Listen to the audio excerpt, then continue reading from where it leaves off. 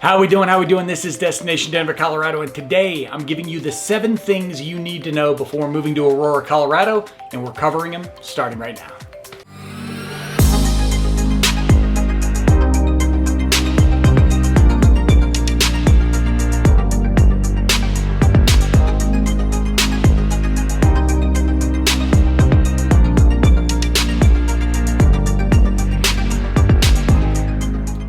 All right, this is Destination Denver, Colorado. I'm your host, Jimmy Everett, and listen, if you're interested in learning all the ins and outs, pros and cons to moving to or around Denver, Colorado, then this is a channel for you. So make sure to click that subscribe button as well as the notification icon as I'm dropping new videos for you each and every week. And listen, as much as I try to be a little creative here on camera, I'm also a licensed mortgage lender covering the entire state of Colorado and teamed with some of Denver's most talented realtors. So the number and email popping up on your screen, know that I'm always the person answering your phone calls, answering your texts, answering your emails, there when and if you need me. Now that we're done with that fun-filled stuff, let's get to what we're here for, and that is the 7 things you need to know before making the move to Aurora, Colorado. All right, so let's get started with the most obvious of our 7 points. It's point number 1. Aurora is massive, and it's massive geographically from a Denver metro area standpoint.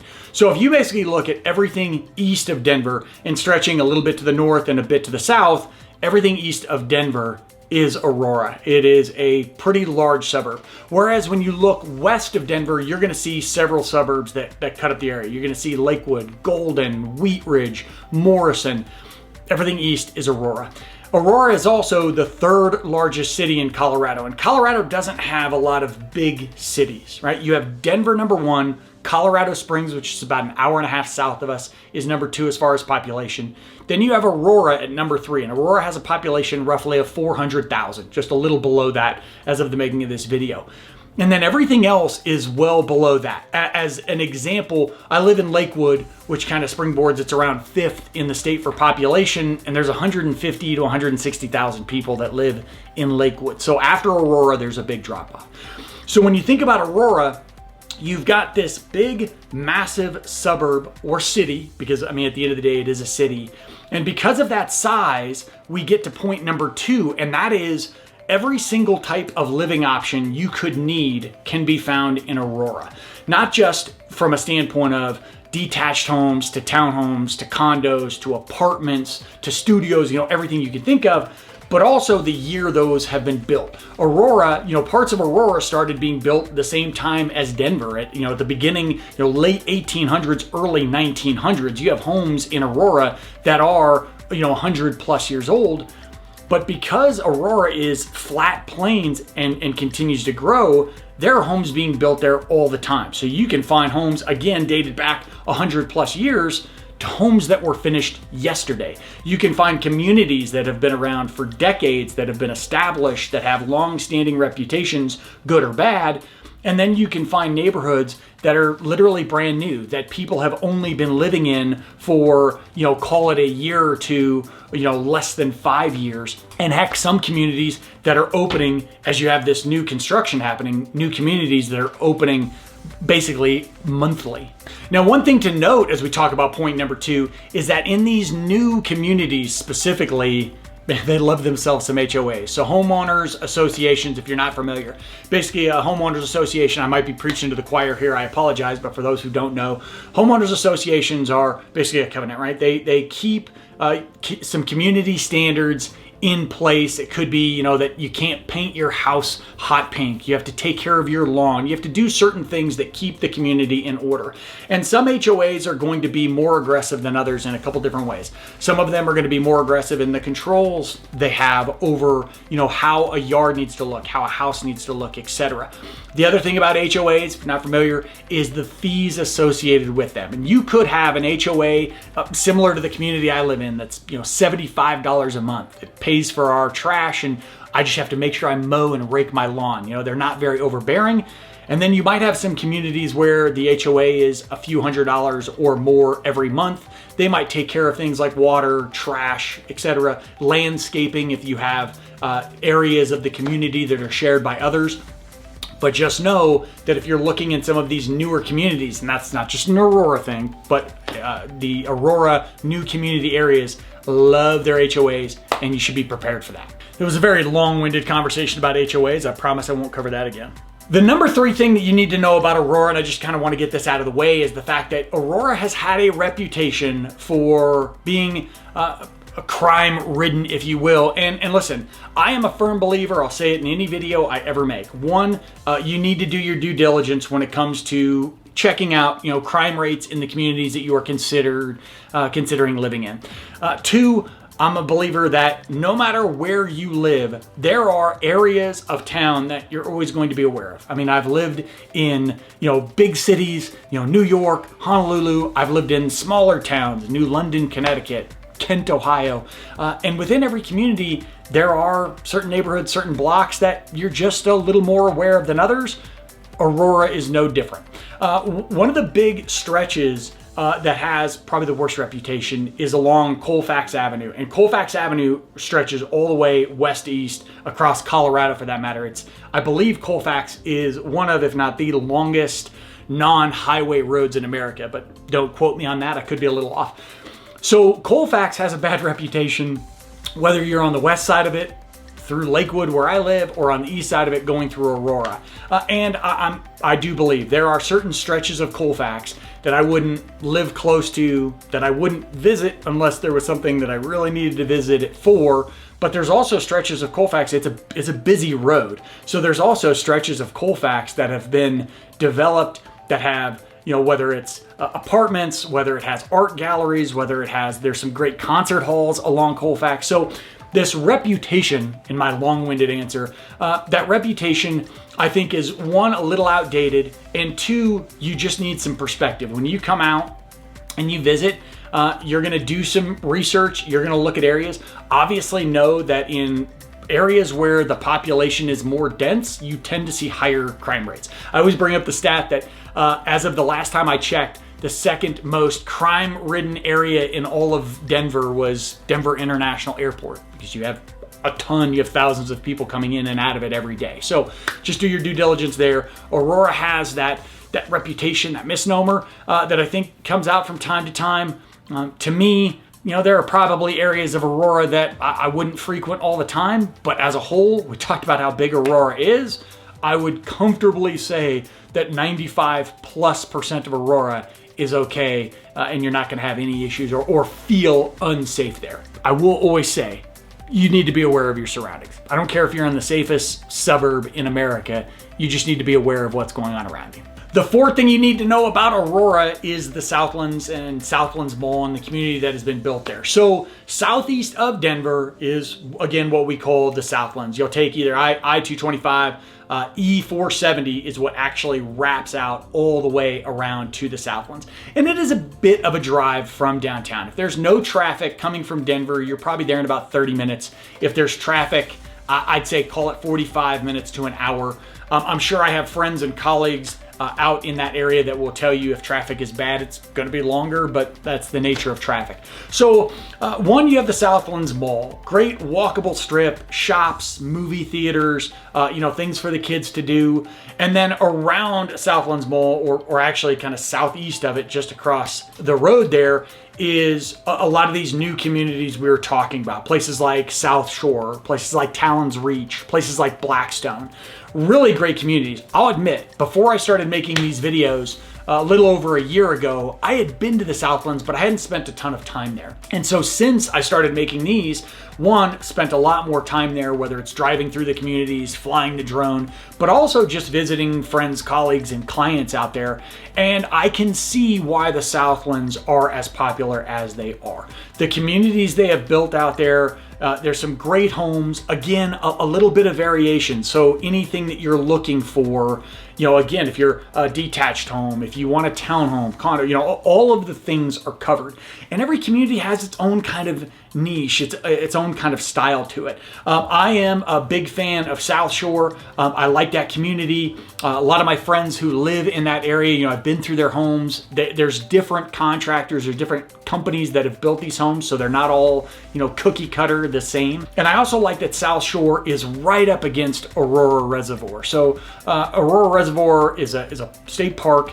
I could be lying about that. It could be a county park, but either way, it's a park where there's no motors allowed on the water. So it's great for paddle boarding, swimming. Some people go out there and fish. I don't know about the fishing there, but great for, they've got a nice beach. It's just great for the family to go out in. And South Shore is right next to it. So you'll see in drone footage, when you take off the drone from South Shore, the reservoir is right there.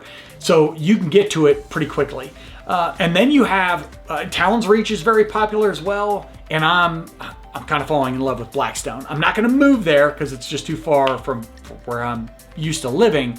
But Blackstone, very cool neighborhood. And as you drive into it, it's got one of the coolest country clubs, rec center areas, pool and tennis court and all the things, golf course right there. So one knock about the Southlands or Southlands Mall in particular that I had a few friends mention to me is that your food selection, your restaurants, that you have to drive a ways if you're going to go to a good restaurant. Apparently, and this is just kind of feedback I'm getting, so don't hold me as this being fact, but what I've heard is that Southlands Mall has some pretty steep leasing fees. It's expensive to hold space in there. They've also had some restaurants that had some issues getting liquor licenses within the community. Again, I don't know the reasoning behind that, but because of that, it doesn't sound like you have a lot of good eating selections in Southlands Mall. I've obviously gone to some faster places to eat there, but I've never sat down for dinner in Southlands Mall. That's supposed to be one of the knocks. So living in that community, it sounds like you need to drive a ways to get to a good restaurant, but that was really the only big knock on the community that I've heard. The fifth thing you need to know about Aurora is Stanley Market and the Gaylord Hotel and Convention Center. So we'll start with Stanley Market. Gaylord's got a cool bit. The Stanley Market is one of the first open market concepts that we saw here in Denver. You may have one where you are from, where basically you have, think of a cafeteria at a mall, but only at a much higher scale. So within this open area, you kind of walking around, you have some different shops, for as far as shopping, boutique shopping. And then you have restaurants, breweries, bars, these different places to poke into. And the restaurants tend to be pretty darn good food. And reason being is that it's competitive, right? They need to bring in restaurants that are going to keep people coming back. Same thing with the boutique shops. You don't tend to see, trashy places. And also within them, you'll have like a rowing place for exercise. You'll have different types of gym, maybe a yoga place. And because it's an open market, it will change from time to time, right? If there's an ice cream place that isn't doing as well, maybe that ice cream place leaves and they move something else in. So it's kind of always getting refreshed. But Stanley Market, which is located again east of Denver, kind of on the north side of Aurora, definitely a place you want to check out. And then the Gaylord Hotel and Convention Center. A massive property, technically located in Aurora. It's really close to Denver International Airport, and that was kind of the concept, the build that they did for this monstrosity, because they wanted people traveling into Denver to easily be able to get to the Gaylord, stay there, go to their convention, and then easily get back to the airport and leave. So within the Gaylord, you have 1,500 plus rooms, multiple convention centers, multiple convention rooms. You have spas, you have pools, things for the kids. Like during the winter, they'll have this great ice, like it's Rudolph the Red-Nosed Reindeer ice capade thing where you walk through, and they've done just some amazing stuff with ice sculptures. So the Gaylord is a huge draw in Aurora. I don't really understand this, but you will see sometimes where you'll have like a couple will take a night away. I'm in Lakewood, I'm gonna go stay at the Gaylord for a night at the spa. I mean, I suppose I get that. I would go to the mountains myself, but the Gaylord is right there for that. And it's one of the bigger attractions. There's also talk, and I'm just gonna throw this out on video, like a couple years early so I can seem really smart when it happens. That's not true, people seem to know it. But I would not be surprised if you saw the new Denver Broncos stadium being built out there in the next couple years. So I don't know if that matters to you. Might not be in Aurora, but just a good time to mention it because the Broncos need a new stadium. I'm ready for a dome. The sixth thing you need to know about Aurora is that it's got some really cool parks. So I already mentioned Aurora Reservoir.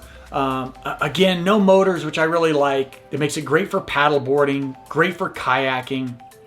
They've got a cool beach. I mean, listen, Denver is landlocked. We don't have a lot of water. So if the best you can do for a beach in the middle of the summer is go to Aurora Reservoir, then that's the best you can do. But it's got a beach there, really cool. And it's got some nice trails to walk around. So Aurora Reservoir, definitely a great place to check out. Cherry Creek Reservoir, which is right on the border. It's right as you go from Denver to Aurora. It's technically Aurora. And Cherry Creek Reservoir does allow motors, so you'll see people out there on your boats. You'll see people out there fishing. Again, trails for biking, or you want to call it hiking, but walking around the lake. And it's got a really cool dog park as well. I love bringing the pups over there, letting them run around off leash, do their thing, wear out, get some energy out of them, maybe jump in some water, get soaking wet, come up, shake all over dad, and then I got to go take him to get a bath. But I mean, you get the gist. You got to bring the pups to the park. I feel like sometimes I just start rambling, and I hope that's not the point where you hit the dislike button on these videos, but what can you do? And Parker Jordan Centennial Open Space, also a very cool area. Again, just acres and acres of open land that's not going to be developed. Just a great place to get the family out and take advantage of the fact that Colorado has so much sunshine. I'm making this video in early December, and it's sunny out. Of course, if I post this thing in January, don't judge me, but sunny and about 52 degrees out today. Not bad at all. And finally, the seventh thing you need to know about Aurora is that it is very military friendly and it's got military bases. So you've got two Air Force bases, Lowry Air Force Base and Buckley Air Force Base. And you also have the Fitzsimmons Army Hospital. So within that community, a lot of your VA clinics, VA hospitals are going to be in Aurora. It's where I go. I'm being a veteran. I get out there for a lot of my appointments. The community itself tends to do a lot for their vets. There's a lot of memorials there. There's a lot of events geared for veterans. And there's also, and I'll have this in the details of this video, a lot of benefits that are provided to active duty and veterans of the military. So a great community for that. And you can definitely feel that military presence out in Aurora. Odds are, if you are a military member and you are getting ready to transfer, and we have a ton of people coming in to Buckley all the time, odds are Aurora, one of those communities in that town are going to be, the ones that you're going to be taking a look at for your living purposes. And I do have to end with a little bonus, maybe a point number 8. And listen, this will probably be obvious, but I just want to make sure that people understand it. When we talk about how big Aurora is, we do mean it's big, and that is the fact that if you are a big mountain person, Aurora, Denver is just east of the mountains. It takes you about, let's say, 20 to 25 minutes from Denver to get into the mountains. If you're in Aurora, especially as you get farther east Aurora, it could be 45 minutes to an hour plus before you're getting into the foothills. Now, an area like the Southlands, you can jump E470, and E470 will run you, going west on it, out into the foothills, in about 45 minutes if there's no traffic. But just beware that if you are a big mountain person, if that is one of the biggest reasons you are moving to Denver, then certain parts of Aurora are going to make it a little more challenging to get up there than others. Again, that might be perfectly obvious. You might have already Google mapped it, but I just thought you should know. In the meantime, there's a lot to love about Aurora. Again, there's a reason why it's the third most populated area in Denver, and not just because of how large it is, although that certainly plays a factor. If you have any questions on it, that's a perfect time to hit me up. The number and email popping up on your screen. I'm always the person answering those phone calls, answering those texts, answering those emails. This is Destination Denver, Colorado. I am your host, Jimmy Everett. This was 7 things, technically 8, that you need to know before moving to Aurora, Colorado. Until I see you next time, peace.